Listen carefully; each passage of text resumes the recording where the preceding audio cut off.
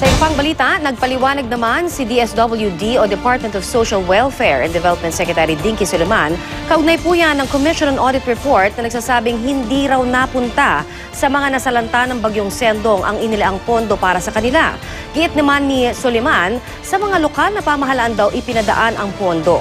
Wala rin daw ibang nakinabang sa Conditional Cash Transfer Program ng gobyerno kundi yung mga kabilang sa mga pinakamahihirap sa bansa. May report si Joseph Morong. Merry Christmas, ma'am. Pasko lang. Talaga naman.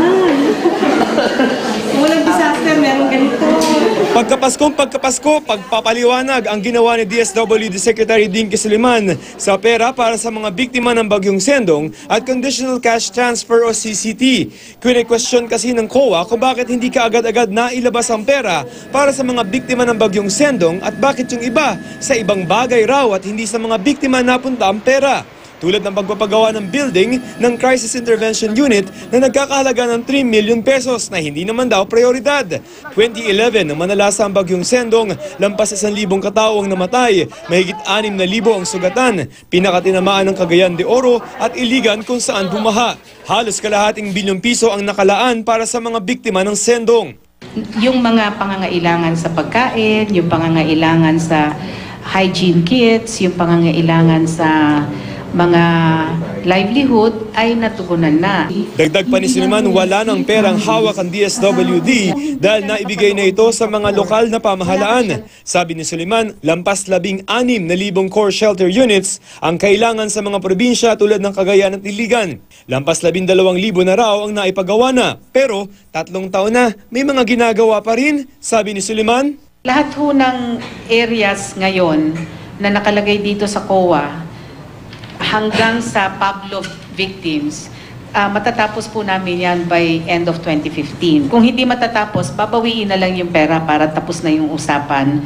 Ipinaliwanag na rin ni Suleman na para naman sa mga naapektuhan ng bagyong Yolanda noong isang taon, may bibigay na nila ang 10,000 pesos hanggang 30,000 pesos na emergency shelter assistance sa darating na Enero.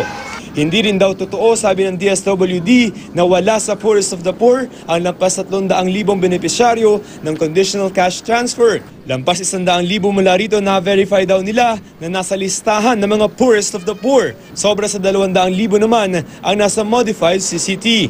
Aming na-validate na tunay at nangangailangan. Ipininisan pa nga nila ang 3 benepisyaryong sinabi raw ng COA na wala sa poorest of the poor. Nililinis na rin daw nila ang listahan ng mga benepisyaryo ng CCT dahil nakita ng COA na doble-doble ang pangalan ng ilan dito. Pero pagsisiguro ni Suleman, hindi na doble ang bayad sa mga ito dahil makikita naman daw ito sa payroll. Sa ilalim ng CCT, nakakatanggap ang bawat pamilyang benepisyaryo ng 500 piso kada buwan, 300 piso para sa mga batang nasa elementarya at 500 pesos para sa mga nasa high school buwan-buwan sa loob ng 10 buwan. Sa datos ng DSWD, aabot sa halos 200 bilyong piso na ang perang na ilalaan sa CCT simula 2008. Lampas 4 na milyong benepisyaryo ang nakikinabang dito. Joseph Morong, GMA News.